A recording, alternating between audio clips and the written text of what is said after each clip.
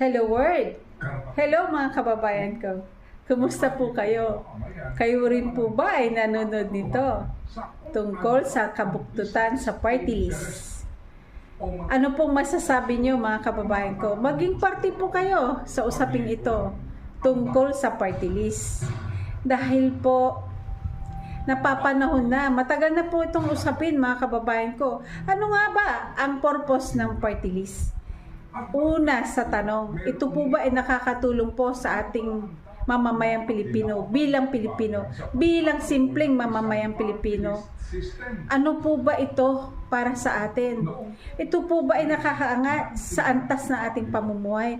Maging parte po kayo sa usaping ito mga kababayan ko. Mag-comment po kayo mga kababayan ko. Alamin natin ang ating karapatan bilang Pilipino. Mga kababayan ko, salamat po sa suporta nyo. God bless.